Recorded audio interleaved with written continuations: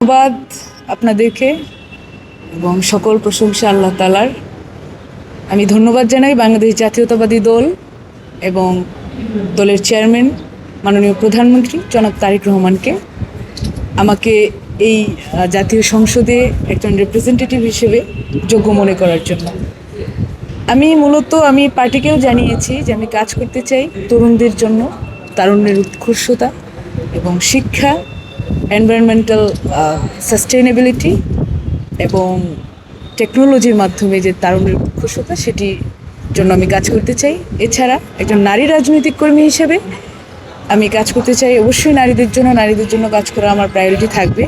নারীদের সামাজিক রাজনৈতিক অধিকার সুরক্ষা, অর্থনৈতিক স্বাবলম্বী করার জন্য এবং নারী ও শিশু তাদের বর্তমানে যে স্বাস্থ্যগত ঝুঁকি গ্রামে গঞ্জে চলছে সেগুলোর নিরাময়ের জন্য, সেগুলো নির্মূল করার জন্য আমি কাজ করব।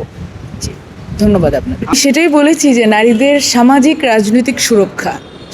রাজনৈতিক সুরক্ষার মধ্যে যত ধরনের সেফটি এবং নারীদের সুরক্ষার জন্য যা যা করা লাগে সব কিছু কিন্তু ইনক্লুড হয় এবং পরবর্তীত পরিস্থিতি অনুসারে যেই সমস্যা আসে সামনে আমরা সেটিকে মোকাবেলার জন্য অবশ্যই সংসদে এবং সংসদের প্রত্যেকজন সংসদ সদস্যদের সাথেই আমরা কিন্তু বাংলাদেশের উন্নয়নের জন্য কাজ করব। অবশ্যই ভিন্ন কিছুর কথা ভাববো, অলরেডি আমরা দেখছি যে ভিন্ন কিছু হচ্ছে এবং যেহেতু দেশের মানুষের মাধ্যমে আমরা সেখানে পৌঁছাতে পারছি, তাদের কথা, তাদের চিন্তা এবং তাদের উন্নয়নের জন্য তাদের ভাগ্য উন্নয়নের জন্য যা যা করা দরকার আমরা সেটি করব।